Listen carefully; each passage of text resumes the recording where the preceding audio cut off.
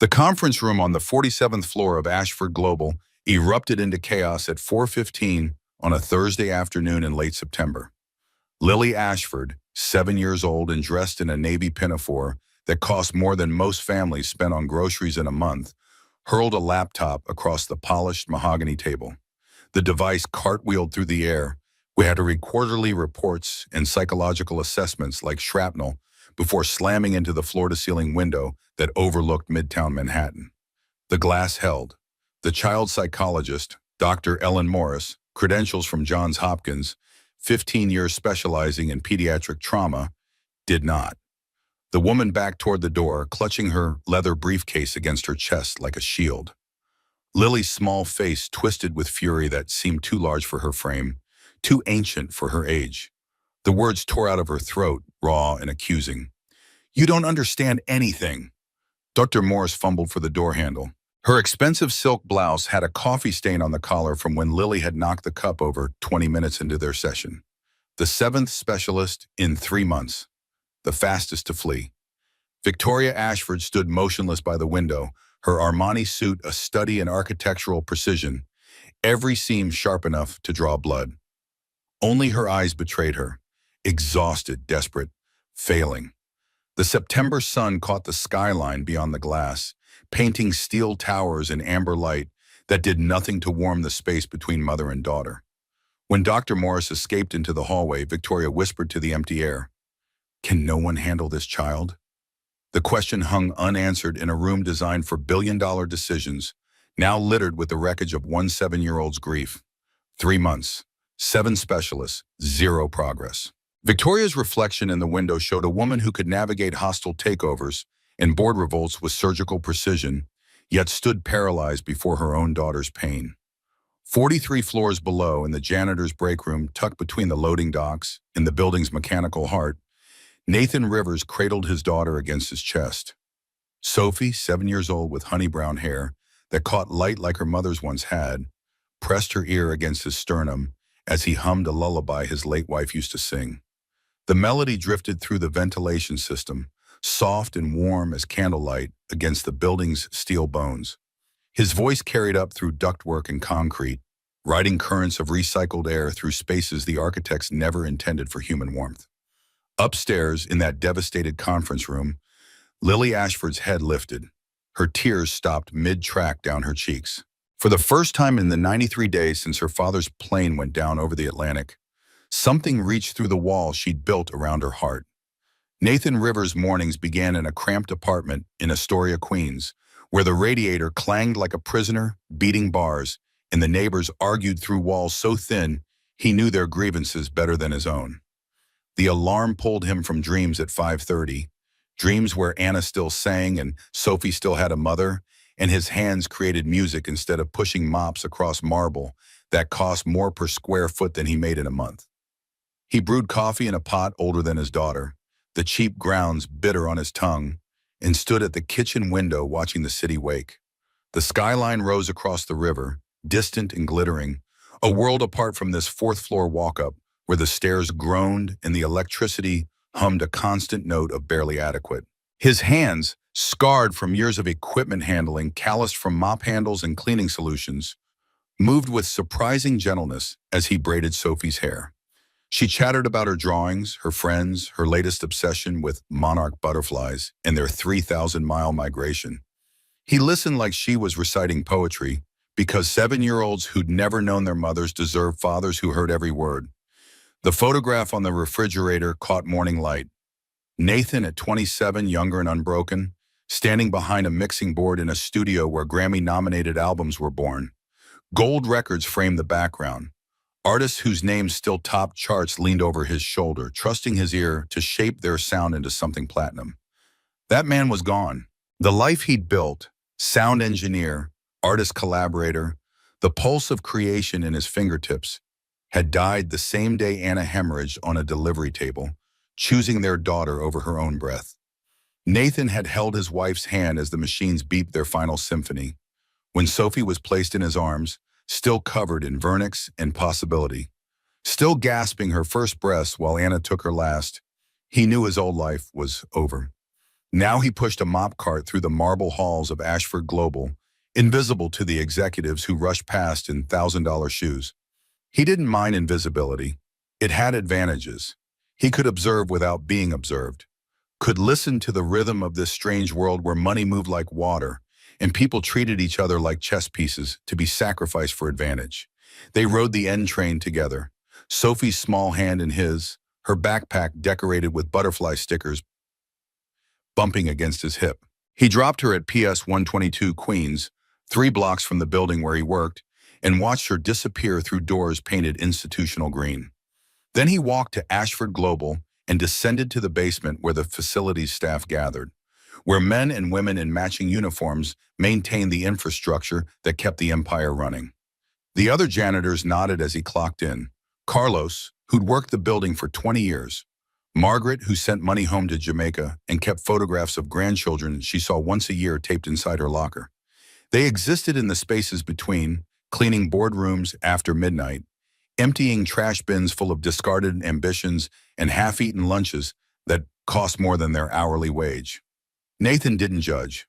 Judgment required energy he saved for Sophie.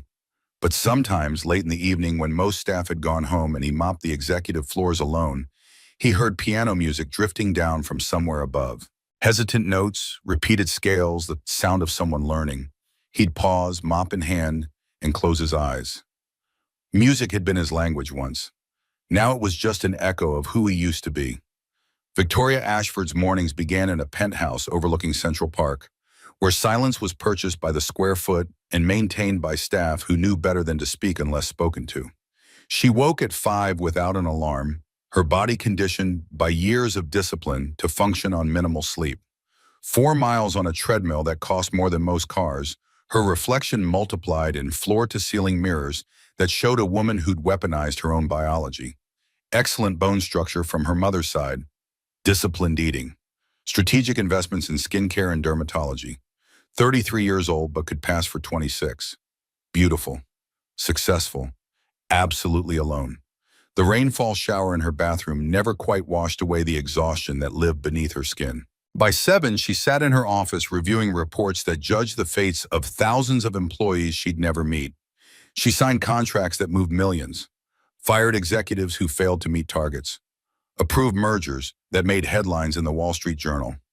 Her assistant brought meals she barely touched. Her phone buzzed with messages she answered in clipped sentences that brooked no argument. She was brilliant, ruthless, capable of building revenue by 28% in 2 years, while competitors floundered, and utterly incapable of reaching the daughter who lived 3 floors above her office in a private suite designed by child psychologists who'd never met a problem they couldn't solve until they met Lily Ashford.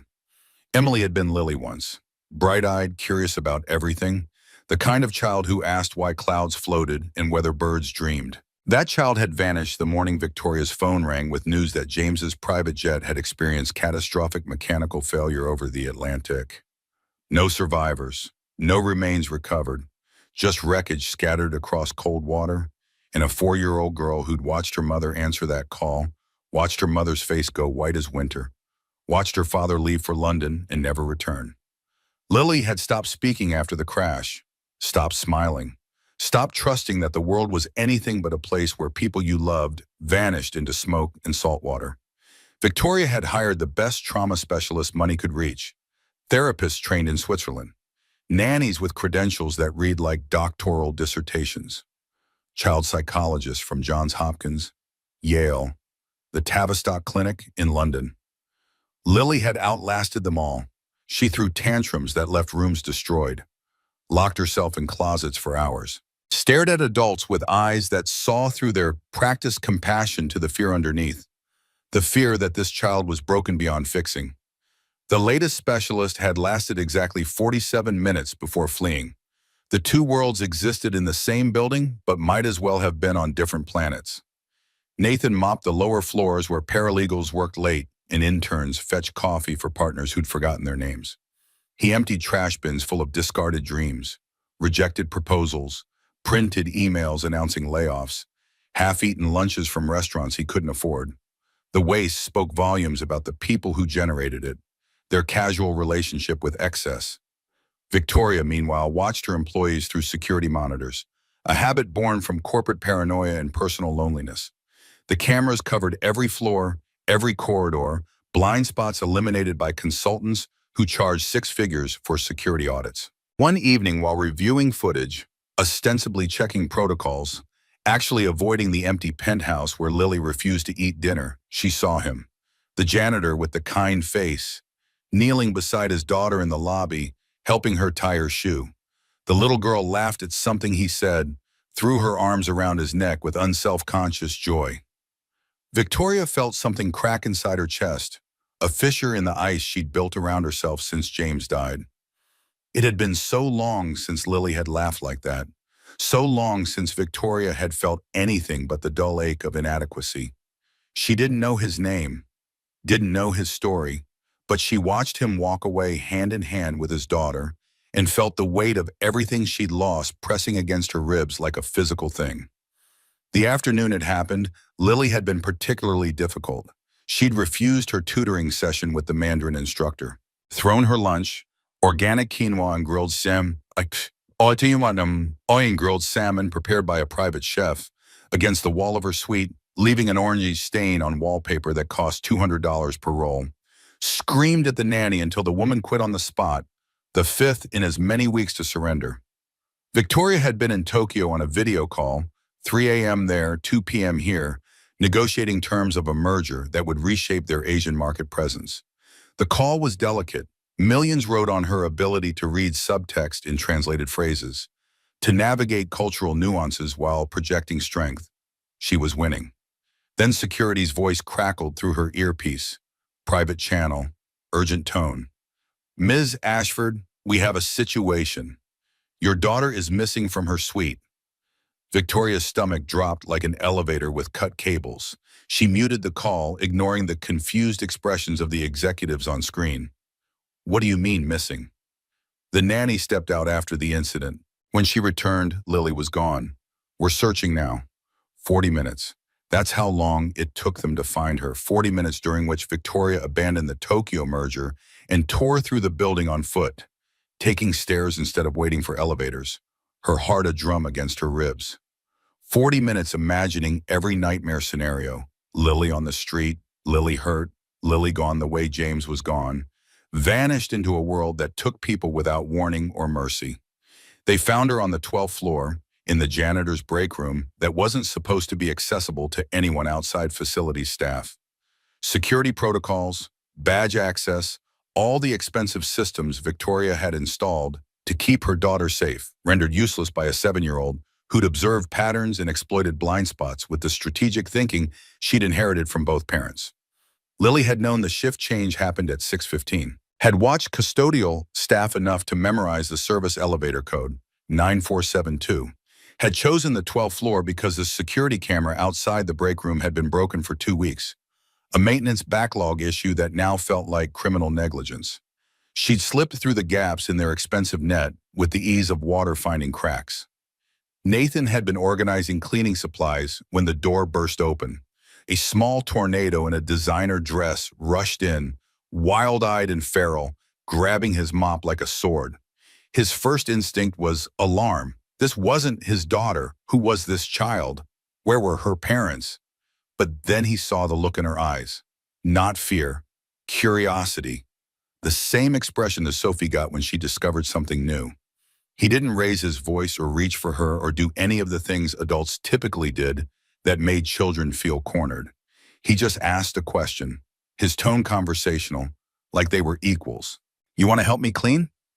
The girl stopped mid-swing, stared at him with enormous eyes, brown like autumn leaves, assessing. He pulled out a spray bottle and a rag, moving slowly so as not to startle her. This is the secret technique. You spray 3 times, no more, no less. Then you wipe in circles, counterclockwise. Very important, the direction. Clockwise doesn't work. He demonstrated, making it look like magic instead of menial labor. The girl took the rag, sprayed exactly 3 times, the sound sharp in the quiet room. Wiped in careful circles, her movements deliberate. For the first time in months, though Nathan didn't know this yet, she was following directions. Not because she was forced to, but because someone had made it sound like an adventure rather than a chore. Nathan heated water in the break room microwave, mixed in cocoa powder and a splash of vanilla extract the way Anna used to make it. Muscle memory, following a recipe his hands knew better than his head. He handed the mug to the girl, who wrapped small fingers around it like it was treasure.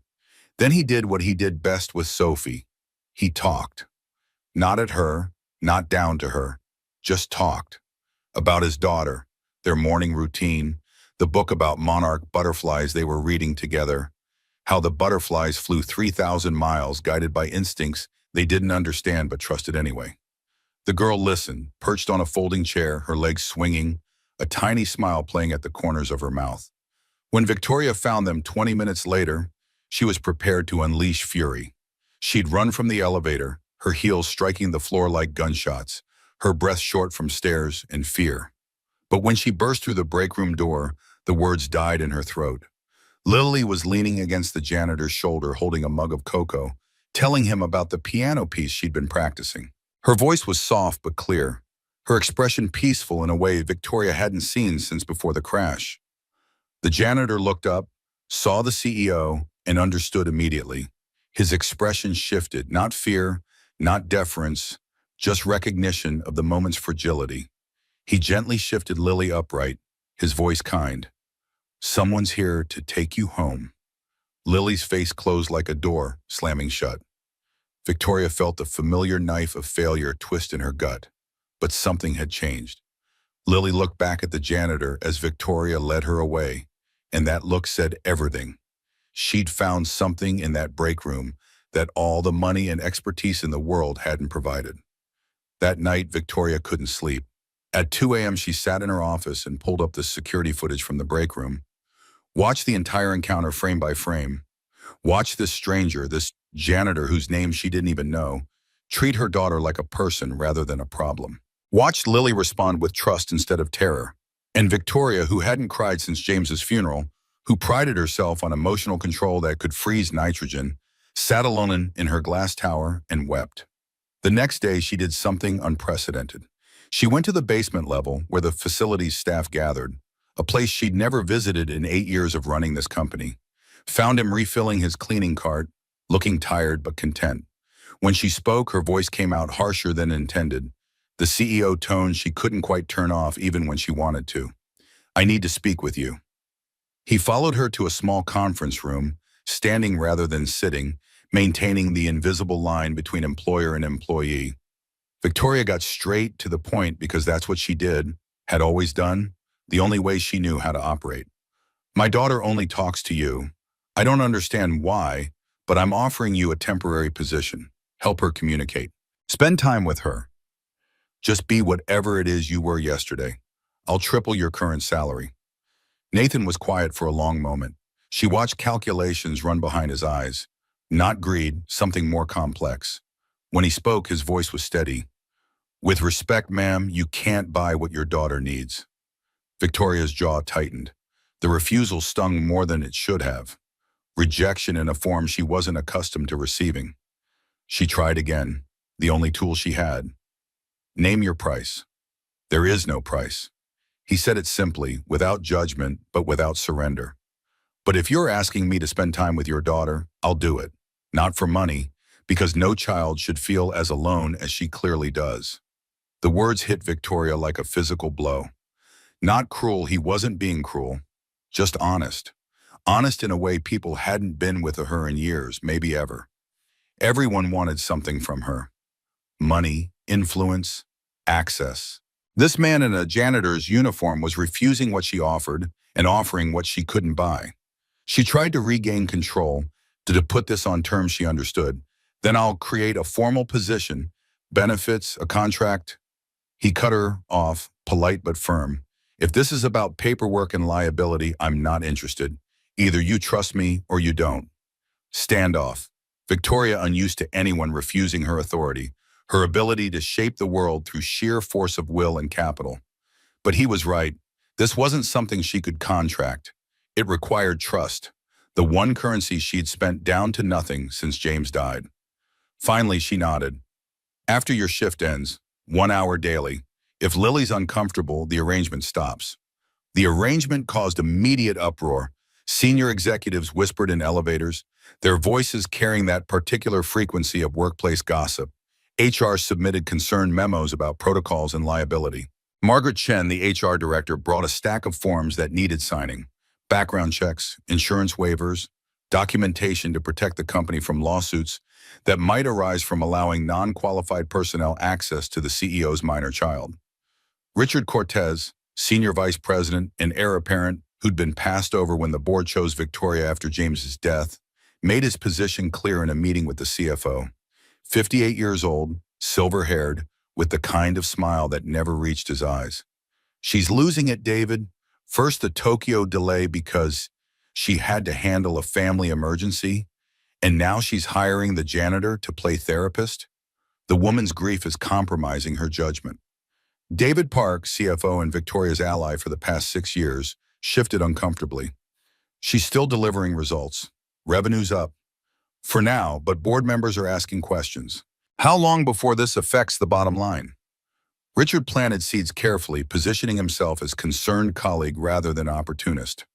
But Nathan, mopping the floor outside that conference room, heard every word through the door they'd left ajar. Heard himself reduced to the janitor, his daughter invisible, his life a weapon being sharpened against the woman who'd asked him for help. Victoria overrode them all with the blunt instrument of her authority. She didn't explain or justify, just declared the arrangement approved and dared anyone to challenge her. They didn't, but the whispers continued, spreading through the building like mold in darkness. Nathan started coming to Lily's suite after his shift ended.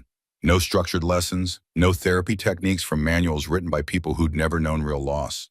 He taught her to water the plants on the terrace, explaining how roots needed both water and air to breathe. Too much of either and they'd drown. He showed her how to organize her books by color, chaos into rainbow order, the satisfaction of visible progress. He brought his guitar, hadn't played it in 7 years, the case gathering dust in his apartment closet because music reminded him too much of Anna in studio sessions where they had fallen in love between takes. But for Lily, he made an exception, taught her simple chords, her small fingers struggling to press the strings, his larger hands guiding hers until she found the notes. And he listened. When Lily talked about her father, haltingly at first, then in rushing sentences, Nathan didn't offer platitudes about heaven or time healing wounds. He just nodded, understanding in his silence. Missing someone never really stops, but it can become softer, like a stone in your pocket. You always know it's there, but it doesn't cut anymore. Lily understood that in a way the therapist's careful explanations had never reached. The grief didn't go away. She just learned to carry it differently. One afternoon, Victoria came to collect Lily for dinner and found her daughter asleep on the couch, her head resting on Nathan's shoulder. He'd been reading to her from a book about constellations, how ancient peoples had connected dots in the sky to make meaning from chaos. His finger was marking the place on the page, his other arm loose around Lily's shoulders. He looked up when Victoria entered, put his finger to his lips, the universal gesture for silence. Victoria stood frozen in the doorway.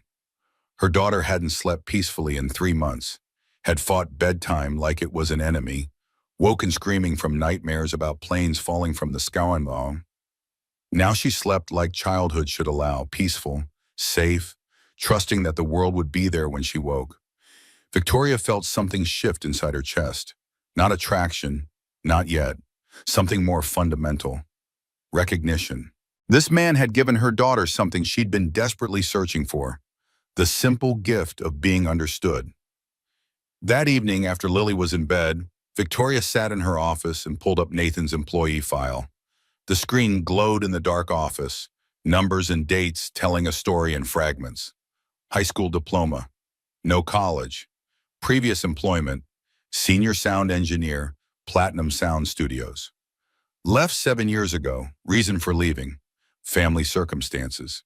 She saw the gaps in his resume, the obvious step down from engineer to janitor. Googled his name out of curiosity that felt like violation, but that she couldn't resist. Found articles from 8 years ago, rising star Nathan Rivers, the sound genius behind the Platinum Records. A photograph of him at 27, standing behind a mixing board with Grammy-nominated artists. Awards in the background, interview clips where he talked about music like other men talked about God. Then nothing. A cliff edge where his career fell into silence. She pieced it together. He'd left at the height of his success, right when his wife would have been pregnant or sick. Had sacrificed everything, fame, money, the work he clearly loved, for family, for love, for responsibility. Victoria compared it to her own choices. She'd built an empire, lost her daughter in the process. The contrast was painful enough to make her close the laptop and pour herself a drink she didn't finish. The whispers started small but grew like mold in darkness. The CEO was spending too much time on the 12th floor. The janitor was always in her daughter's suite. People invented explanations that fit their understanding of the world. He must be after her money. She must be having some kind of breakdown, reaching for comfort in inappropriate places. The gossip spread through break rooms and happy hours, gaining detail and venom with each retelling. It reached the board of directors within a week. 3 of them requested an emergency meeting, men in their 60s who'd known James, who'd voted Victoria into the CEO position because she'd proven herself more ruthless than any of them. They sat across from her in the boardroom, concern written on faces that had never shown her concern before. "This looks inappropriate, Victoria. Your judgment may be compromised." Victoria's voice could have frozen nitrogen. "My judgment built this company's revenue by 28% in 2 years. When your judgment accomplishes the same, we'll discuss appropriateness." But the pressure mounted. Shareholders called with carefully phrased concerns. PR prepared crisis management strategies for scandals that hadn't happened yet, but that they could imagine with the precision of professional pessimists. Photographers from tabloids started lurking outside the building, hoping to catch something scandalous to sell to readers hungry for stories about the wealthy falling. Nathan heard about it from other employees, saw the looks he was getting from security, from colleagues who'd been friendly before and now avoided eye contact. One evening, he didn't show up to Lily's suite, or the next. By the 3rd day, Lily had stopped speaking again, the progress vanishing like it had never existed.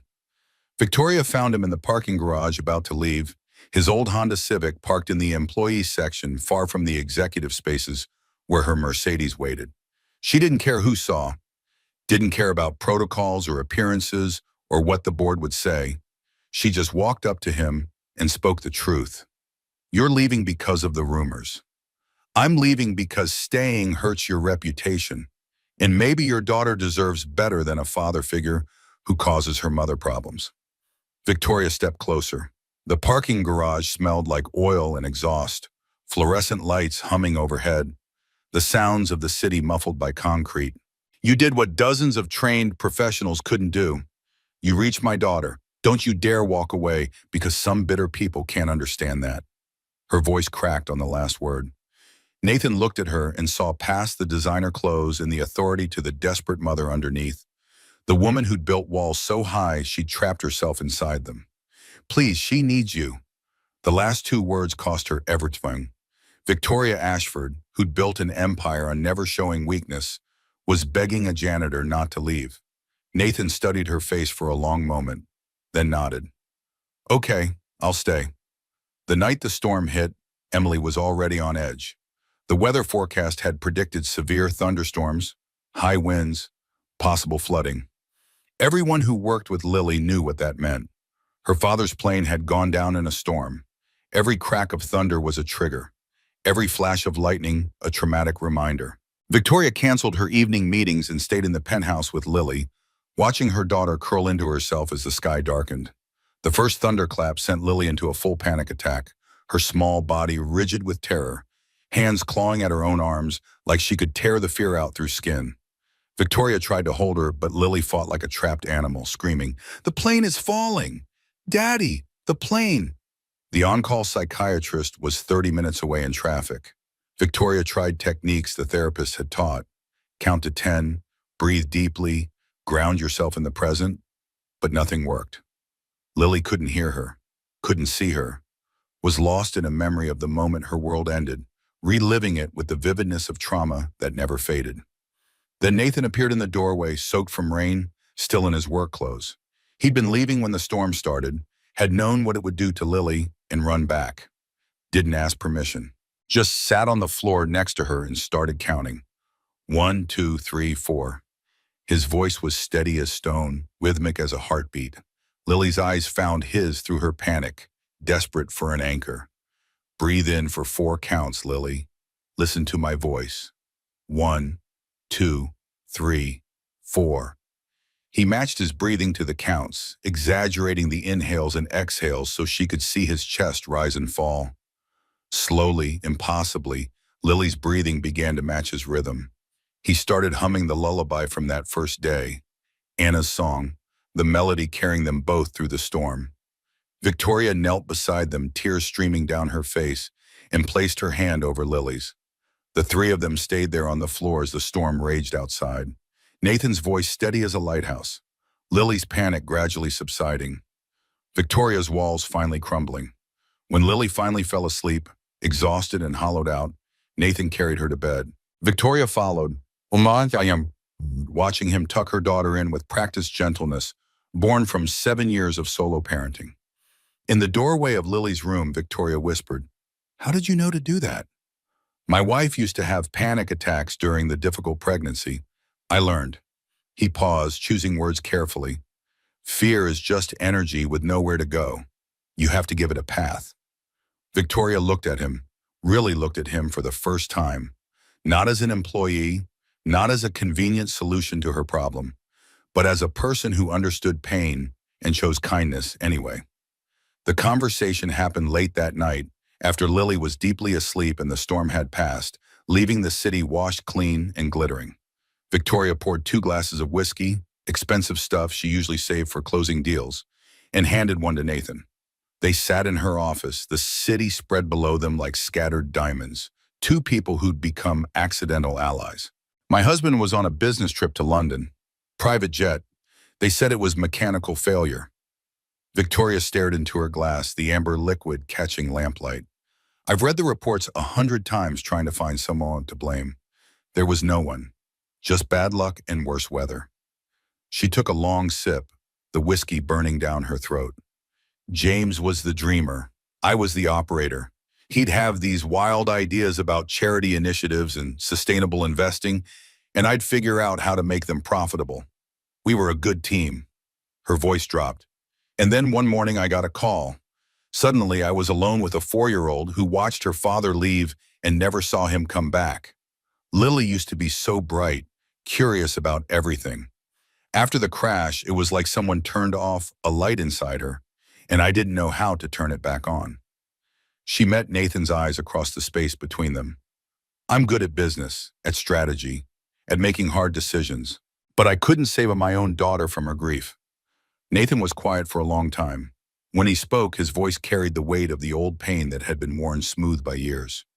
"My wife was a singer, Anna. She had this voice that could make you cry even when she was singing about grocery lists. We met at a studio session. I was mixing her demo.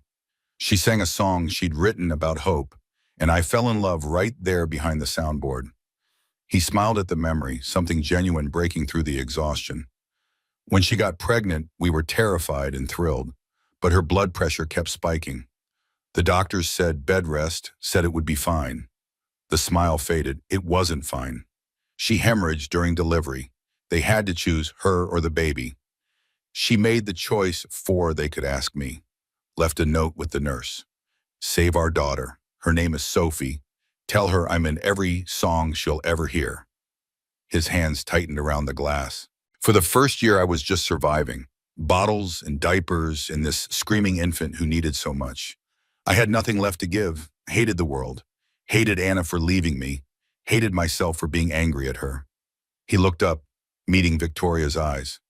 "But Sophie kept growing, kept changing. One day she smiled at me, really smiled, and I understood. Anna's last gift wasn't just our daughter. It was the choice to keep loving even when it hurts." Victoria's tears fell openly now, salt tracks down carefully made-up cheeks. "I don't know how to do that. I shut down after James died. Threw myself into work because numbers don't leave you. Markets don't crash in planes. I thought I was protecting Lily by being strong, but I was just hiding. You're not hiding anymore. Nathan's voice was gentle. You're here. You asked for help. That's not weakness. That's love. The words hung between them, profound in their simplicity. Victoria realized she hadn't talked about James, really talked, not the sanitized version she gave journalists, since the funeral. This janitor with kind eyes and calloused hands had given her something she didn't know she needed: permission to be human again. The silence stretched, comfortable and uncomfortable at once. Outside, the city glittered. Inside, two people sat with their grief between them like a third presence, acknowledged and bearable because shared. Nathan stood first, setting down his empty glass. It's late. Sophie's with a neighbor. I should go. Victoria stood too, the moment ending, but something having shifted between them that neither could name yet. Thank you. For tonight. For Lily. For this. At the door, Nathan turned back. Victoria, Ms. Ashford, he fumbled, having used her first name accidentally, the intimacy of the conversation making formal address feel wrong. Victoria is fine when we're like this. He nodded and left quickly, both of them aware that something had begun that they didn't have words for yet. Victoria stood alone in her office, touching the window where his reflection had been moments before, whispered to the glass, "What am I doing?"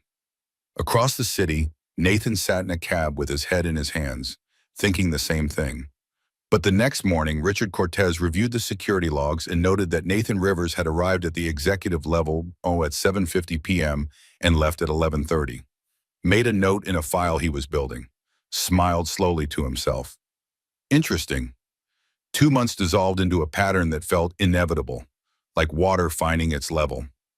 Nathan arrived at the penthouse at 5:30 each evening, Lily waiting by the window watching for him. Sophie visited twice weekly, the girls inseparable within minutes, building elaborate games that spanned days. Victoria found herself extending business dinners to get home earlier, declining invitations that would keep her away past 8 when Nathan typically left. The transformation in Lily was undeniable. Full sentences became paragraphs. Laughter returned, tentative at first, then genuine. Piano practice shifted from obligation to joy. But Victoria noticed other changes too. The way she watched Nathan's hands demonstrate guitar chords, how her breath caught when he smiled, the hyper-awareness of his presence that had nothing to do with gratitude. Nathan still worked his janitor shift, 6 a.m. to 3 p.m., arriving at the penthouse exhausted but never showing it to Lily. Victoria had offered 3 times to create a formal position with benefits, eliminate the pretense of him mopping floors he was overqualified to clean. Each time he refused. I'm not going to be a kept man. I work for my living. The pride in his voice was steel wrapped in velvet, immovable. Victoria recognized it because she carried the same pride, just expressed differently. They were both people who'd built identities on not needing rescue. The office gossip had intensified from whispers to open speculation. Nathan's car appeared in the security logs every evening. People noticed the CEO leaving earlier, smiling more, the Ice Queen thawing in ways that made longtime employees exchange significant glances. Margaret from HR submitted another memo about documentation and proper procedures. Richard Cortez collected evidence like a prosecutor building a case. Victoria ignored them all with the blunt force of her authority, but the pressure built like steam in a sealed container. She couldn't sleep one December night, her mind refusing to quiet. At 2 a.m., she opened her laptop and typed Nathan's name into Google, telling herself it was due diligence, knowing it was something else. The search results hit her like cold water. YouTube video from 8 years ago. Nathan at a Grammy Awards after-party, standing with artists whose albums went platinum. Articles from industry magazines, the sound genius behind the hits. Interview clips where young Nathan talked about music with the passion other people reserve for religion. His hands moved as he spoke, shaping sound in the air, explaining how he captured the space between notes where emotion lived. She found their engagement announcement. Nathan Rivers and Anna Chen, her face luminous with joy. Wedding photos on a blog that hadn't been updated in 7 years. Intimate ceremony, both in jeans, guitar, and microphone as centerpieces. The last professional mention, Platinum Sound Studios parts ways with Nathan Rivers. No explanation, just silence where a career had been. Victoria pieced together what the gaps meant. He'd walked away from Grammy nominations and six-figure contracts right when Anna would have gotten sick, sacrificed everything at the moment most people were reaching their peak. She thought about her own choices, the clients she'd prioritized over Lily's bedtime, the deals closed while missing school events, the empire built on absences.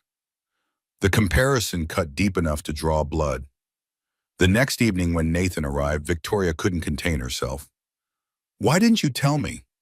Nathan set down the guitar case, wariness entering his expression. "Tell you what? That you were famous, that you gave up a Grammy-level career." His face went carefully blank, the kind of blank that meant fury held under tight control. Did you investigate me?" "I Googled you. Public information." "No." His voice was quiet but hard as diamond. "You dug into my life. This is exactly what I was afraid of." "Afraid of what?" "Being treated like a charity case, like you need to fix me along with your daughter." "I don't need saving, Ms. Ashford." The formal address stung more than the anger. Victoria's own temper rose to meet his. "I was trying to understand you. You know everything about me, my husband, my failures as a mother. I know nothing about you except what you choose to share. That's called boundaries.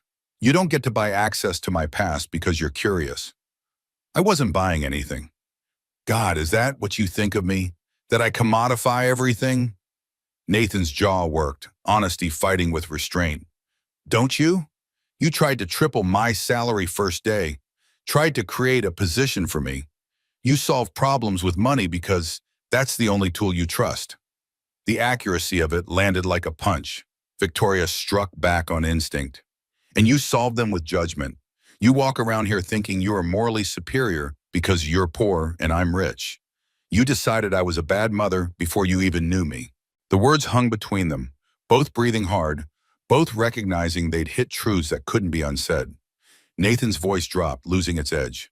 "You're right. I did judge you. I saw the suits and the money and assumed you didn't care about Lily. I was wrong." Victoria felt her anger deflate, leaving exhaustion in its wake. "And I do try to control things with money. It's what I'm good at. How I feel less helpless. I'm sorry I invaded your privacy." The silence stretched. Nathan moved to the window, looking out at the city lights. "I left the industry because Anna needed me. After she died, I couldn't. Music was ours. Playing it felt like moving on without her. Like betrayal. But you played for Lily. Because Lily needed it more than my grief needed protecting." Victoria crossed the room slowly, standing beside him at the window. Their reflections ghosted in the glass, two people trying to bridge a gap wider than money or class. "I envy you, the choice you made. I've spent Lily's whole life choosing work over her, telling myself I was building her future, but really I was avoiding being present in her present." "You're present now, that counts." Their eyes met in the reflection, held longer than professional distance allowed. Both looked away simultaneously, the moment too charged to sustain. "I should check on the girls."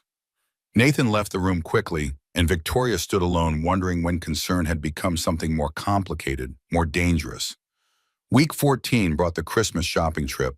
Lily insisted both Victoria and Nathan come to FAO Schwartz to help choose Sophie's gift. The first time the three of them ventured into public together beyond the building's controlled environment. The toy store glittered with seasonal excess, children's voices echoing off high ceilings.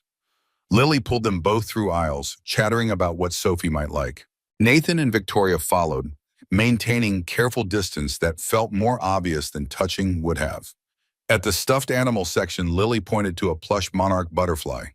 Nathan and Victoria reached for it simultaneously, their hands colliding, fingers overlapping for 3 seconds too long. The sales clerk smiled at them. "Your daughter has wonderful taste." Neither corrected the assumption. In the silence after, the lie of omission felt heavier than truth. Victoria bought the toy despite Nathan's protest, watching his pride war with practicality. Outside, over hot chocolate at a cafe while the girls sat at another table giggling, Nathan's frustration surfaced. "I'm not comfortable with this. You buying things, us pretending to be—" He stopped, unable to finish the sentence. "Pretending to be what? A family, or something?" Victoria's chest tightened around words she couldn't say. Would it be so terrible if we were? Nathan looked at her with something raw and unguarded in his expression. Yes, because I'm a janitor and you're a billionaire, and when this ends, Lily and Sophie lose each other. I won't let Sophie be hurt because I couldn't keep perspective. What makes you so sure it would end? Because fairy tales aren't real, Victoria. The use of her first name softened the cynicism, made it sound like regret instead of dismissal. Week 15 brought Michelle Torres, the new executive assistant, 28, efficient, beautiful in the way that made heads turn. She brought Nathan coffee one evening when she saw him arriving, touching his arm while she laughed too loud at his polite responses. Victoria watched from her office, irrational jealousy burning in her chest like acid. Later, she snapped at Michelle over a minor scheduling issue, her voice cold enough to frost glass. Your job is assisting me, not socializing with visitors. Michelle looked confused and wounded. Victoria dismissed her, then sat at her desk recognizing the truth. She was jealous of a 28-year-old flirting with a man who wasn't hers, had never been hers, couldn't be hers. Week 16 arrived with Sophie's dental emergency. Nathan took a call in the hallway, his voice tight with stress Victoria recognized from her own financial calculations. I know the specialist costs more. Just schedule the appointment. I'll figure it out. Victoria had overheard enough to understand. Later, when Nathan returned, she tried to help. I couldn't help hearing. Let me help with Sophie's dental work. Call it a bonus or, no, absolutely not. The refusal was sharp enough to cut. Nathan, this is your daughter's health, which makes it my responsibility, not yours. I've been handling Sophie's life for 7 years without rescue. This isn't about pride, it is about pride. It's all I have left. Please don't take that too. He walked away before she could argue further. Victoria stood in the empty hallway, feeling the distance between their worlds like a physical barrier. Later, she donated anonymously to a charity providing pediatric dental care, ensured Sophie qualified for their program. When Nathan told her days later that Sophie's treatment was covered, Victoria smiled and said nothing, a small kindness she could offer without wounding his pride. The New Year's Eve Gala was Ashford Global's annual tradition, started by James to raise funds for arts education in public schools. Victoria attended because it was expected, wearing a silver gown that cost more than Nathan made in 6 months. Lily begged to perform, had been practicing a piano piece for weeks. Victoria agreed without knowing Nathan would be involved. Sophie had visited Nathan the week before with a request impossible to refuse. Daddy, Lily needs you for her performance. Please come back. He'd been staying distant after their argument about money, protecting them both from complications he saw forming. But Sophie's earnestness broke through his defenses. Your mom, Victoria, she's been through enough because of me. But you love her, and she loves you. I heard her tell Aunt Sharon on the phone. Nathan's heart stopped. Sophie wasn't supposed to have heard that conversation, Victoria's voice raw and honest in a way she never was at work. Lily needs you, Daddy, and I think Ms. Victoria does too. One last time, he told himself, for Lily. Then he'd step back if that's what Victoria needed. The concert hall at Lincoln Center glittered with Manhattan's elite, the same people who'd whispered about scandal while writing checks for charity. Victoria moved through the crowd with practiced grace, her smile never reaching her eyes. Richard Cortez watched from across the room with a date young enough to be his daughter, his expression predatory. The children's showcase began, young musicians displaying the fruits of the programs Ashford Global funded. Victoria was preparing to leave when the announcement came. Next, Lily Ashford, age 7, performing an original composition. Victoria's head snapped up. Lily hadn't told her she was performing, hadn't mentioned original composition. Her daughter walked to the piano, terrified but determined, and spoke into the microphone. This is called Where Love Still Lives. My friend's daddy taught me. It was his wife's favorite song. Victoria's breath caught. Anna's song, the one Nathan had hummed that first day in the break room. Lily's fingers touched the keys, the melody simple and haunting, clearly the work of someone who'd written from grief, transformed into hope. She made mistakes, hesitated, fear visible in the set of her small shoulders. Then guitar joined from backstage, the chords supporting and strengthening. Nathan walked out with the instrument Anna had loved, offering Lily what he'd offered Victoria, presence without demands, support without control. The audience gasped, recognizing the scandal made flesh, but Nathan's eyes found only Lily. Under his steady presence, she grew confident, found her rhythm. The music swelled with a beauty that transcended technique, the raw honesty of a child processing loss through art. Victoria's tears fell unchecked as Nathan shared the most precious piece of his grief to help her daughter heal. When the last note faded, silence held for one perfect moment before applause erupted. Victoria was already moving, walking down the aisle toward the stage while society watched. She didn't care about protocol or appearances or what the board would say tomorrow. Lily ran to her arms. Nathan stood with his guitar, expression unguarded for the first time, showing everything he'd held back. "Don't go." The microphone caught her words, broadcast them to the entire room. Nathan's jaw tightened. "Victoria, don't leave us. I don't care what people think. I don't care about the company or my reputation or any of it. You taught me how to be human again. Lily needs you." Her voice broke on the admission of her own need, the words she couldn't quite say in front of hundreds of witnesses. Nathan set down the guitar, crossed to her, aware of every eye watching, every phone recording. "Are you sure? Once this moment is public, there's no taking it back. The scandal gets worse. The pressure increases." Victoria cut him off. "I'm resigning in 6 months. Already decided. I'm starting James's foundation. Real this time. For kids who lost parents. Life's too short to spend in boardrooms when I could be making real difference." Nathan stared at her, this woman who'd just thrown away everything she'd built, and felt his own walls crumbling. "I choose this, I choose us, if you'll have me." But Nathan pulled back physically, putting space between them even as something in his chest cracked open. "Now I leave before this gets worse. Lily needs a stable mother more than she needs me complicating your life." He walked off the stage, leaving Victoria alone as midnight approached and the year turned over. She stood frozen, the applause dying, aware she'd just declared herself publicly and been rejected in front of everyone who mattered. Lily clung to her legs. Sophie ran from backstage to join them, two little girls trying to hold together what adults were breaking. Victoria lifted her daughter, feeling the weight of her choice, and left through the side exit while cameras flashed, and Richard Cortez smiled like a man who'd just won a war he'd been fighting in shadows. Nathan didn't come to the penthouse the next evening, or the one after. He texted Victoria a message that felt like goodbye wrapped in kindness. "Need time. Still here for Lily if she needs me. But stepping back from daily visits." Lily asked for him every day, her confusion bleeding into regression. Not as severe as before Nathan, but the light had dimmed. Victoria respected his space while dying inside, knowing she'd pushed too hard, too fast, too publicly.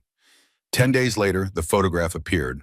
A tabloid had captured them at the gala, Nathan and Victoria on the dance floor, faces inches apart, his hand at her waist, her eyes closed like a woman in prayer. The caption dripped innuendo, "Grieving widow finds comfort in building janitor's arms." The story was fabrication built on fragments of truth. Anonymous sources claimed the affair had been ongoing for months, that Lily was being used as cover, that employees had reported inappropriate conduct. The photograph went viral, shared across social media with commentary ranging from romantic to vicious. Victoria's phone exploded with calls from board members, investors, PR consultants preparing for damage control. The company's stock dipped 3% on speculation about her stability. Major news outlets picked up the story, giving it legitimacy through repetition. Nathan became a target, reporters showing up at his apartment building, photographers following him to Sophie's school, colleagues who'd ignored him suddenly having opinions about his character and intentions. The worst came from within Ashford Global. Richard Cortez called an emergency board meeting, his presentation surgical in its precision. Charts showing Victoria's distraction, the Tokyo merger delay, missed quarterly reviews, decisions made without proper consultation.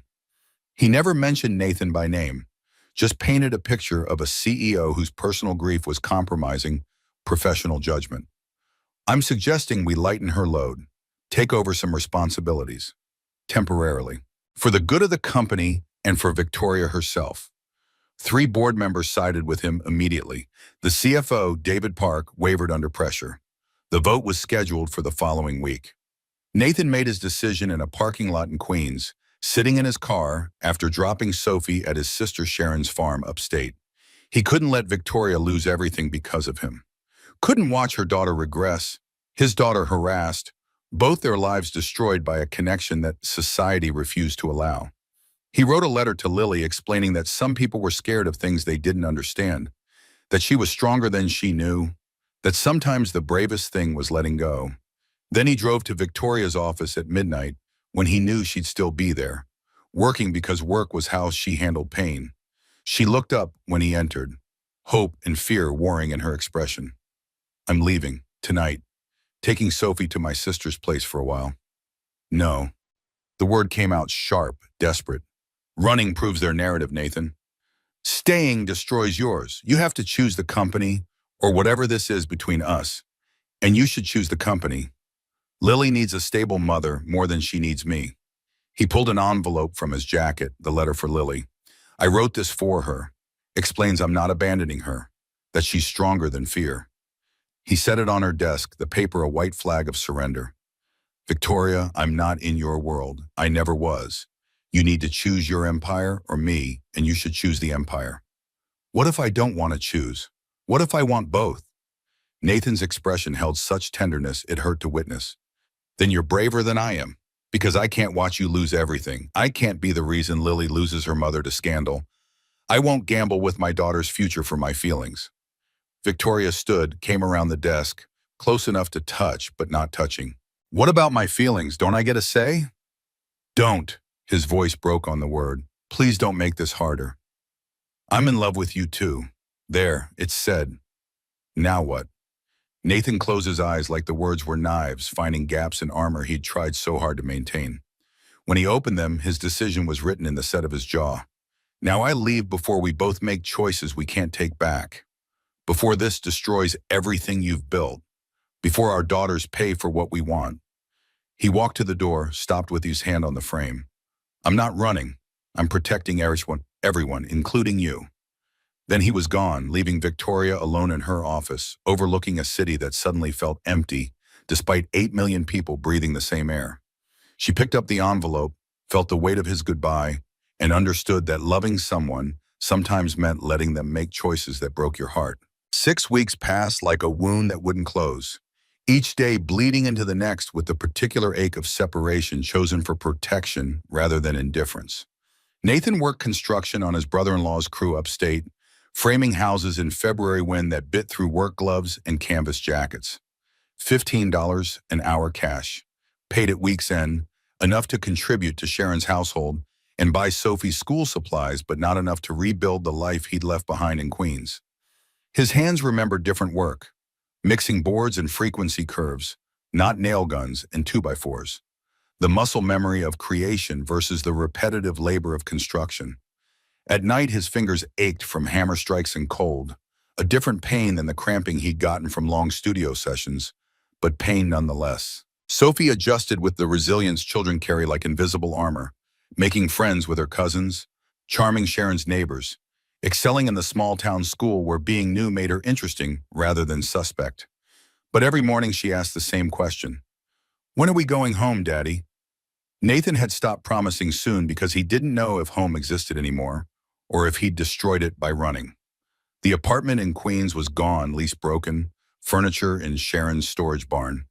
His old life dismantled in the service of protecting Victoria from himself, from the scandal his presence generated, from having to choose between empire and janitor. Sharon found him on her porch after Sophie went to bed. The 3rd consecutive night he'd pulled a beer from the garage refrigerator and stared at fields gone dark under winter constellations. She sat without invitation, 41 years old and carrying the particular wisdom of people who'd survived their own catastrophes and came out wiser rather than bitter. "You're spiraling. I'm managing."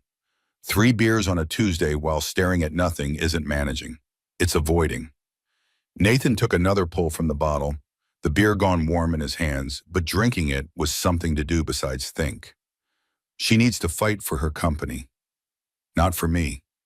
Lily needs a mother who isn't drowning in scandal I created. Lily needs a mother who's happy. You both deserve that much. And from what Sophie tells me about their video chats, Lily's regressing without you. The knowledge sat heavy in Nathan's chest.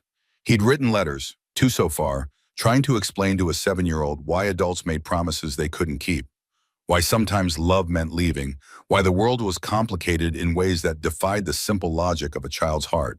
The letters felt inadequate even as he mailed them. Sharon pulled her jacket tighter against the cold. My ex-husband left when the kids were young, came back a year later begging forgiveness. You know what changed my mind? Not his words, his actions. He'd gotten therapy, joined an AA, actually addressed the things that made him run, showed me changed behavior, not promised change. I didn't run because I'm broken. I ran to protect her. You ran because you were scared. Of the scandal, of not being enough, of her choosing her empire over you. So you made the choice for her. Took away her agency in the name of protection. The accuracy of it stung worse than the cold. Nathan stared at distant lights from neighboring farms, processing truth he'd been avoiding. What if I go back and she's moved on? Built walls I can't get through? Then at least you tried. But Nathan, from what Sophie says, Victoria's not moving on. She's fighting. For the company, for Lily, for the foundation she's planning. Maybe she's fighting for you too, and you're just not there to see it.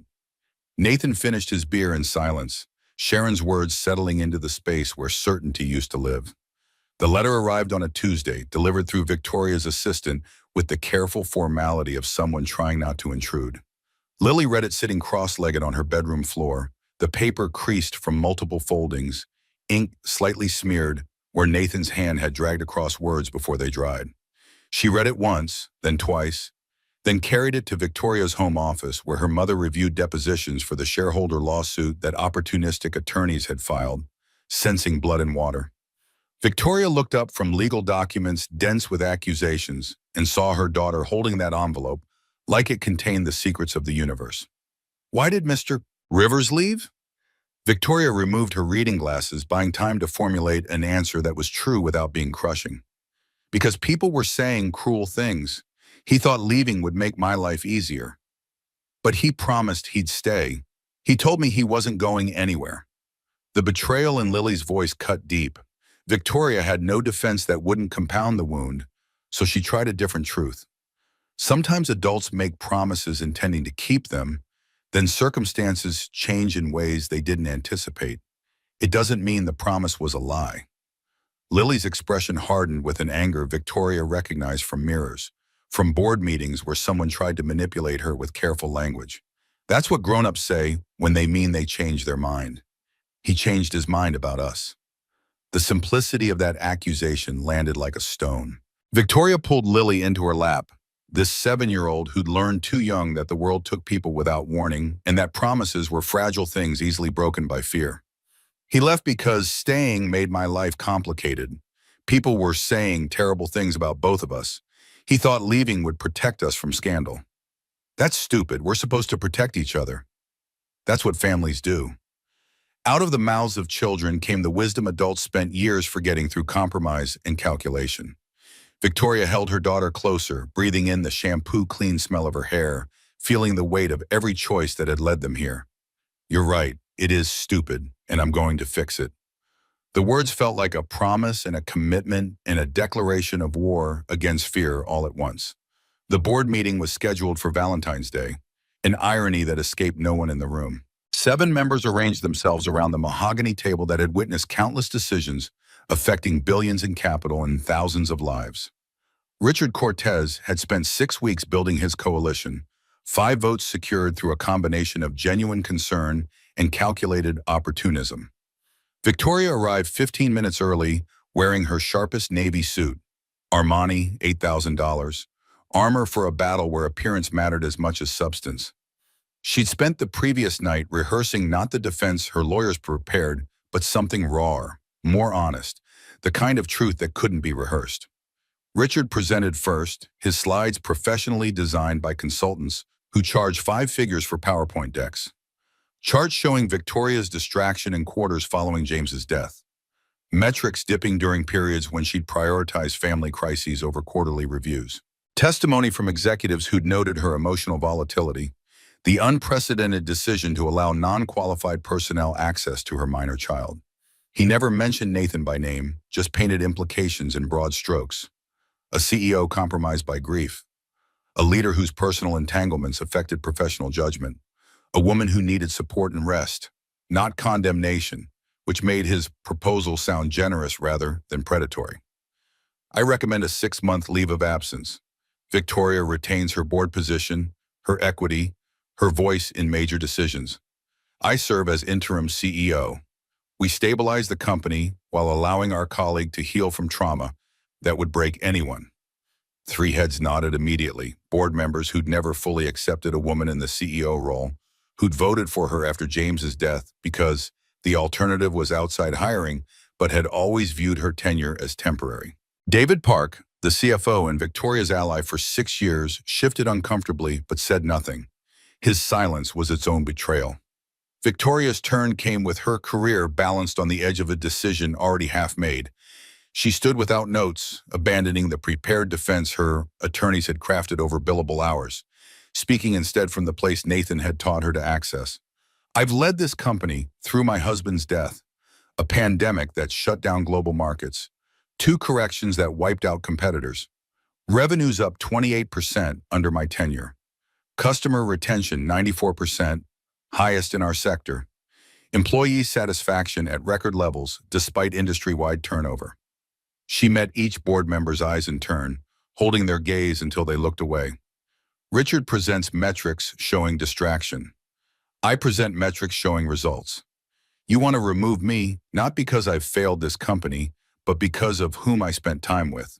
Not performance failures, not fiduciary breaches, personal judgment about my private relationships. Her voice dropped into the register she used when negotiations reached their final stage. If this board votes based on my personal life rather than professional merit, you're not protecting the company. You're protecting outdated ideas about class and propriety that have nothing to do with our bottom line or shareholder value.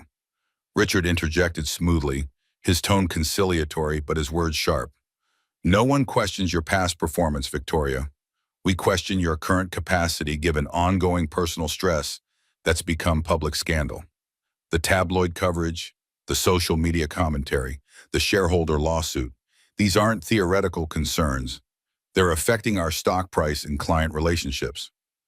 The Texas investment firm that dropped us did so because the lead partner is Richard's golf buddy and saw an opportunity to curry favor. The stock dip recovered within a week. The lawsuit is frivolous ambulance chasing that our attorneys will dismiss on summary judgment. Victoria pulled out her phone, projected her screen onto the boardroom display without asking permission. Emails from clients expressing support, internal surveys showing employee morale unchanged, contracts signed in the past month totaling $120 million in new revenue. I've continued performing at the highest level while managing personal challenges. That's not weakness. That's exactly the resilience this company needs in leadership. The vote proceeded with parliamentary efficiency designed to disguise brutality. 4-3. Victoria retained her position by a margin thin as razor wire. But victory came with conditions that felt like defeat. Monthly board reviews instead of quarterly. Ethics Oversight Committee, with veto power over certain decisions. Mandatory disclosure of any personal relationships that might affect judgment. She'd won the battle and lost autonomy, kept her title while having her authority neutered by men who couldn't forgive her for being human while female, for needing help while powerful, for loving someone their prejudices said she shouldn't. Richard smiled graciously in defeat, already calculating his next move. David Park couldn't meet her eyes when the meeting adjourned. Victoria returned to her office and closed the door, leaning against it in the silence of her glass tower, and understood that winning this fight meant losing something more important than a corporate title. She sat at her desk and opened a new document, typed 8 words. Letter of Resignation, Victoria Ashford, Chief Executive Officer. Stared at them for 10 minutes while Manhattan glittered below, indifferent to one woman's crisis of priority and purpose. Then she started writing. The resignation would be effective in 6 months. Enough time to transition leadership and protect the company she'd built from the chaos of sudden departure. Not Richard, the board would hire from outside, someone without the baggage of internal politics and failed coups. But not her either. Not anymore. She spent the next 2 weeks researching foundations for grieving children, programs that help kids process trauma through art and music and community. James had dreamed of this before the Atlantic took him, had talked late at night about using their wealth for something more meaningful than quarterly earnings. Victoria would build it in his memory and Anna's, for Lily and Sophie and all the children who'd learned too young that love didn't guarantee permanence. The decision felt like shedding skin she'd outgrown, painful in the way growth always was, liberating in ways she hadn't anticipated.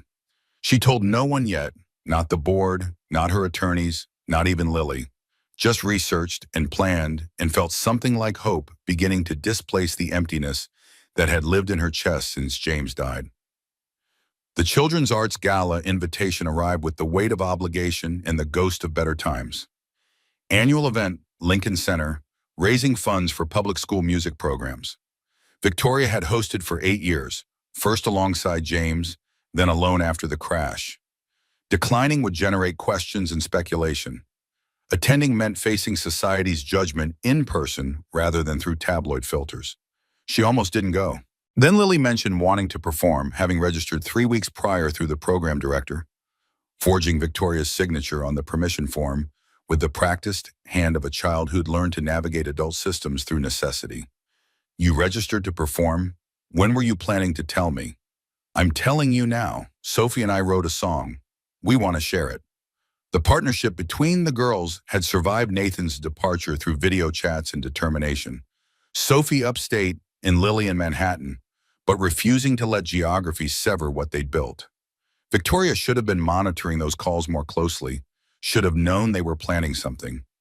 But grief and board fights and lawsuit depositions had consumed attention she used to reserve for her daughter. What's the song about? About finding family when you're not looking. About love being stronger than rules people make up about who belongs with who. About being brave enough to choose what matters. The lyrics, clearly written with the adult guidance, Nathan's guidance, were less children's a composition than manifesto. Victoria recognized the message aimed at her, the 7-year-old's attempt to push her mother toward courage that felt increasingly impossible. I'll be there, I promise. She kept that promise 3 weeks later, wearing burgundy instead of her usual black. A small rebellion no one would notice, but that felt significant. Lincoln Center glittered with Manhattan's elite, smaller crowd than previous years, some donors declining with transparent excuses about schedule conflicts. The price of scandal measured in empty seats and withdrawn checks. Richard Cortez attended with a date young enough to make Victoria wonder if he'd learned nothing from observing her destruction, or perhaps had learned exactly the wrong lessons. He watched her with the particular satisfaction of someone who'd won without having to fire the final shot, content to let scandal do his work while maintaining plausible deniability. The children's showcase began with a violin prodigy from the Bronx, followed by a jazz ensemble from Harlem, who played with the unself-conscious joy that money couldn't teach. Victoria prepared to leave after fulfilling her hosting obligations, her presence documented by photographers who'd capture her attendance without scandal for the first time in months. Then the program director approached, concern creasing her professionally pleasant expression.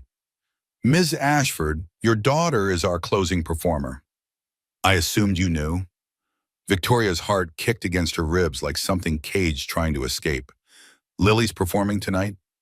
She registered weeks ago, listed you as guardian approval. Before Victoria could process the implications, the announcement came through speakers designed to fill every corner of the concert hall. Our final performer, Lily Ashford, age 7, presenting an original composition. Victoria's daughter walked onto the stage wearing the navy dress from that first terrible therapy session, altered now to fit her growing frame, transformed from symbol of struggle to declaration of progress. Lily sat at the piano, hands trembling slightly, and spoke into the microphone with a voice that carried despite its softness. This is called Where Love Still Lives. My friend's daddy taught me. It was his wife's favorite song. She died giving birth so my friend could be born. The song is about how sometimes people leave, but the love doesn't. It just finds new places to live, new people to hold it. Victoria's vision blurred. Lily's fingers found the keys. The melody Nathan had hummed that first day in the janitor's break room, transformed through months of practice and a child's interpretation into something that carried both heartbreak and hope. She played with small mistakes and hesitations, the imperfection making it more honest than any polished performance could achieve. Then guitar joined from the wings, chords wrapping around Lily's melody like arms around a frightened child. Nathan walked onto the stage carrying the instrument Anna had loved, dressed in slacks and a button-down shirt that weren't quite right for Lincoln Center, but were clearly the best he owned. His eyes found Lily first, steadying her with his presence, then drifted to Victoria in the third row. Everything he'd held back showed in that glance. Loneliness and love and fear that had driven him away, and courage that brought him back. Lily's playing grew stronger with his support, finding confidence she'd lacked alone. The music swelled beyond technical proficiency into raw emotional honesty that commanded attention through vulnerability rather than polish. Then Lily sang, her voice high and clear over piano and guitar, words she must have written with Nathan's help because they carried his philosophy transformed through a child's hope. When the sky turns dark and the world feels cold, there's a light that stays, a hand to hold. In the space between the notes we play, love still lives. It finds a way. Through the grief and through the years, through the silence and the tears, what we build is what remains. Love still lives beyond the pain.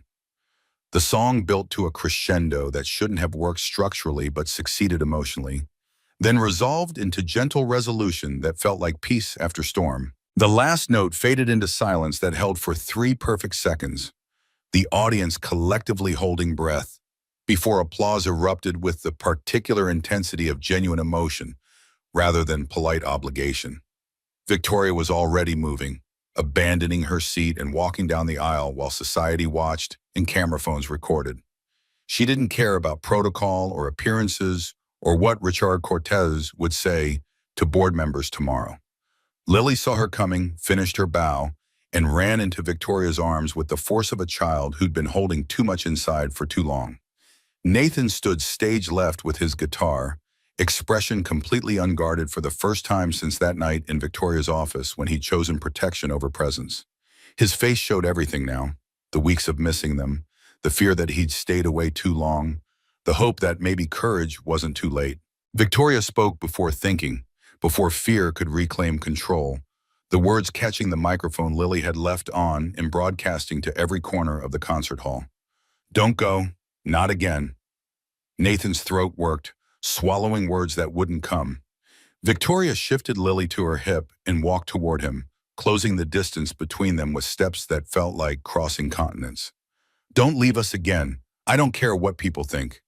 I don't care about the company or the board or any of it.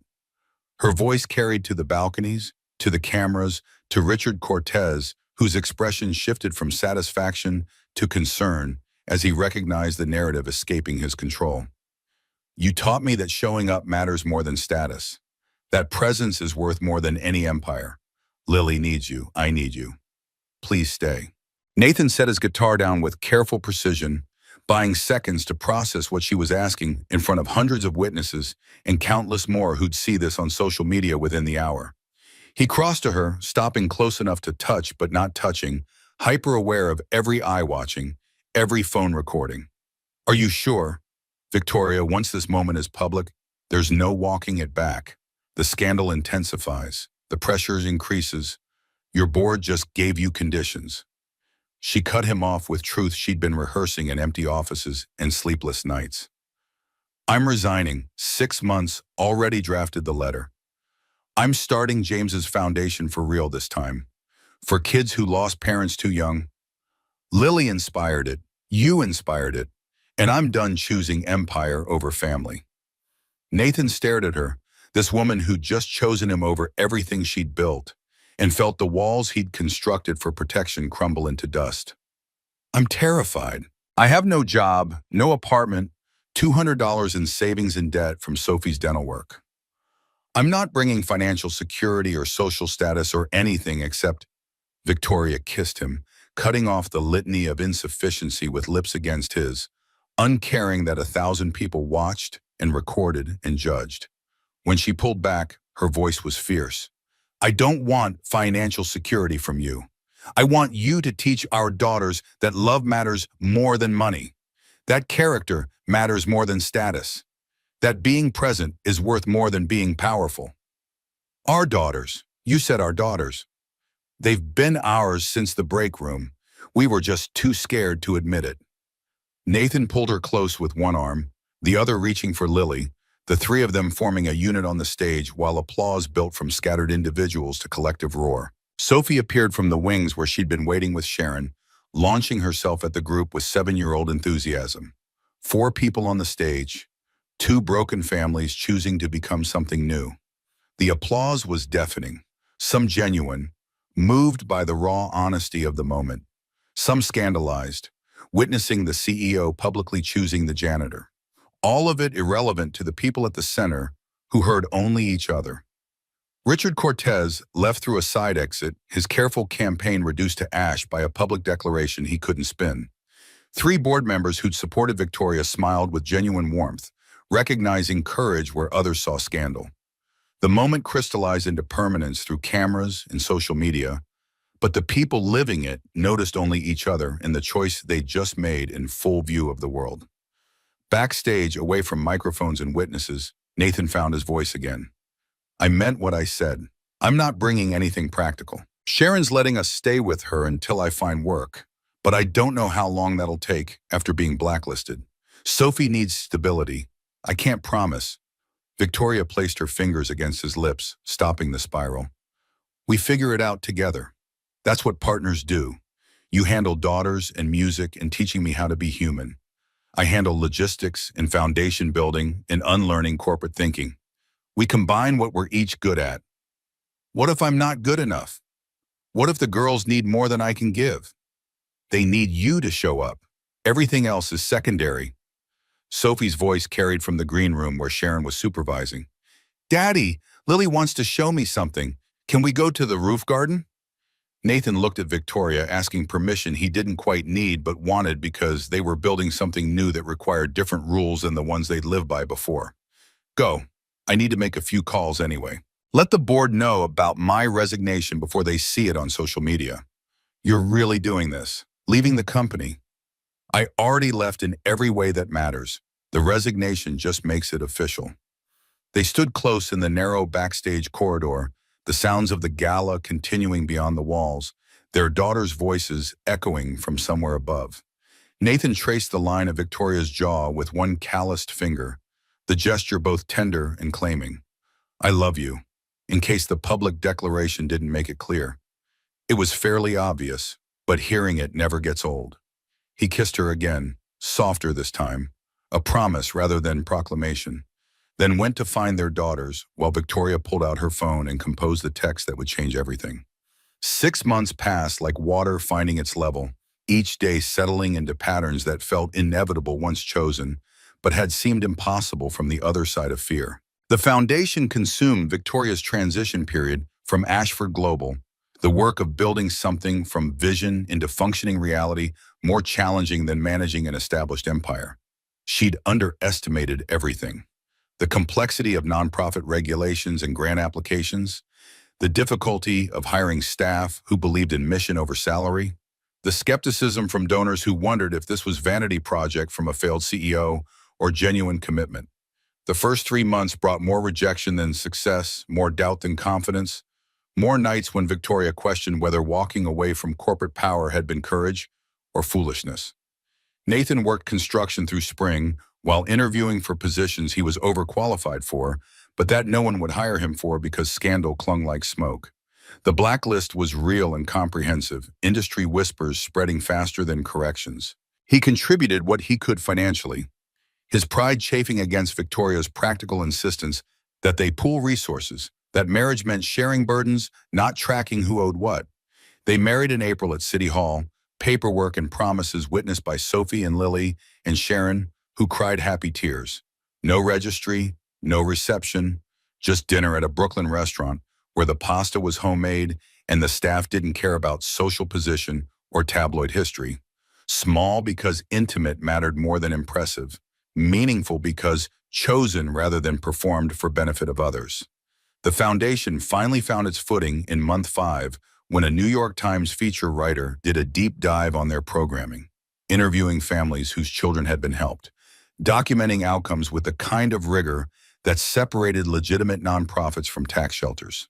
The article ran front page of the Metro section, accompanied by photographs of Nathan teaching guitar to a boy who'd lost his mother and Victoria meeting with school administrators about program expansion. Funding followed credibility. Grants from established foundations who valued evidence over reputation, individual donors who'd been waiting to see if commitment survived initial enthusiasm. By month 6, they employed 12 people and served 80 children across 2 boroughs. Small measured against New York's needs, but significant to the families they touched. The official opening came on an August morning that smelled like late summer and possibility. The building was a brownstone in Park Slope, purchased and renovated with Victoria's capital and Nathan's labor, transformed from vacant property into spaces designed for healing. Art therapy rooms with north-facing light, music studio equipped with recording technology, Nathan had specified down to cable length and acoustic treatment, counseling offices staffed by therapists who'd survived their own losses and understood that grief was a country with no map. Victoria arrived at 7 because old habits died hard, wearing jeans and a foundation t-shirt instead of Armani, her hair pulled back in a ponytail, makeup minimal. She looked younger than her corporate photos, less polished, infinitely more real. Nathan was already in the music studio running sound checks, his expertise finally employed in service of something that mattered rather than just paid bills. The first children arrived at 9, shy and skeptical, accompanied by parents who carried the particular exhaustion of people managing their own grief while trying to support their children's. Marcus, 8 years old, whose mother had died of cancer 6 months prior and who hadn't spoken more than necessary since. Elena, 9, whose father had been killed in a construction accident and who carried rage she didn't know how to express except through destruction. Nathan gathered them in the music room, 6 kids ranging from 7 to 11, losses ranging from sudden to prolonged, but uniformly devastating. He didn't start with technique or theory, just sat with his guitar and asked a question. What does missing someone feel like? Not in words, in sounds. If your grief was music, what would it sound like? The children stared at him like he'd asked them to explain astrophysics. Marcus shook his head. That's stupid. Feelings aren't sounds. Aren't they? What sound does anger make? Elena answered immediately, her voice sharp. Loud, like drums. Good. And sadness? Quiet, like rain. Exactly. So if you miss someone, what's the sound? They thought about it, these children who'd been told to express feelings in words they didn't have, now given permission to express them in music that didn't require vocabulary. Empty, like when a song ends and there's silence before the next one starts. Nathan nodded, fingers finding chords that created space rather than filled it, notes with gaps between them that let silence speak. That's the space we're going to learn to hold. Not fill, not fix, just hold, and see what grows there. Victoria watched from the doorway, this man who'd been dismissed as just a janitor teaching children what hundreds of hours of therapy hadn't reached. Her phone buzzed with a text from a major donor interested in funding expansion to the Bronx. She silenced it, choosing presence over productivity in a reversal of every instinct she'd honed across years of corporate climbing. Lily and Sophie arrived after school, bursting through the door with the particular energy of 7-year-olds who'd been confined to desks all day and needed to move. They'd performed their song at the foundation's launch fundraiser the previous week, raising $60,000 from donors who'd come skeptical and left convinced. Now they wanted to teach the other kids, to share what they'd learned and about transforming Brave into something that could be held and carried rather than something that held and carried them. Can we show Marcus and Elena our song? Nathan looked to Victoria, who nodded. The girls sat at the piano, Lily playing, Sophie singing, and performed Where Love Still Lives for an audience of grieving children who recognized themselves in every word. When they finished, Marcus's eyes were wet, but his face had lost some of its hardness. Can I learn that? You can learn to make your own version, the melody that fits your missing. And so the teaching began. Nathan guiding small fingers to chords, Victoria working with parents on resources and support, the foundation becoming what they'd envisioned. A place where grief was met with presence rather than platitudes, where children learned they weren't alone in their loss, where healing happened through community rather than isolation. As afternoon dissolved into evening and families departed with promises to return, Victoria found Nathan in the music room putting away instruments. He looked tired but satisfied, the exhaustion of meaningful work rather than the depletion of labor for survival. How was it? Really? Better than I hoped, harder than I expected. Those kids have been through hell and they're so young. But you reached them. I watched Marcus's face during the lesson. That's the first time his mom says he's shown interest in anything since the funeral. Nathan wound guitar cables with the practiced efficiency of thousands of repetitions, muscle memory from a life that felt both distant and foundational. One good day doesn't mean we've fixed anything. Grief isn't a problem with a solution. It's a condition you learn to live with. I know, but you're teaching them how. That's more than anyone else has done. He crossed to her, wrapping her in arms that smelled like guitar strings and the particular sweat of physical work. They stood together in the empty studio while Brooklyn moved around them, two people who'd found each other across an impossible distance and chosen to build something meaningful from their combined brokenness. I love you, our weird, complicated, imperfect life. It's pretty good, isn't it? It's everything I didn't know I needed. Above them, through the brownstone's old windows, Sophie and Lily's laughter carried from the roof garden where Sharon supervised their play. Two girls who'd lost parents and found each other, who'd brought broken adults together through their need for healing, who represented the future the foundation existed to serve. Victoria thought about the board meeting where she'd defended her choices, the empire she'd walked away from, the scandal that had seemed insurmountable until she'd chosen to walk through it rather than around it. Thought about Nathan's courage in returning, in risking rejection publicly, in choosing love over the safety of distance. Thought about James and Anna, whose deaths had created the grief that brought everyone together, whose memory lived in the foundation's name and work. The greatest act of courage wasn't climbing higher, she'd learned. It was being willing to meet someone exactly where they were and build something beautiful from there. Not despite the brokenness, but because of it. All the shattered pieces forming something new and stronger for having been broken and choosing to heal together. Nathan's phone buzzed. Text from a music school asking if he'd be interested in teaching evening classes. His reputation slowly rebuilding through word of mouth from families whose children he'd helped. Victoria's phone showed an email from a journalist requesting an interview about the Foundation's innovative approach. Both notifications representing progress, opportunity, the slow accumulation of credibility earned through consistent showing up.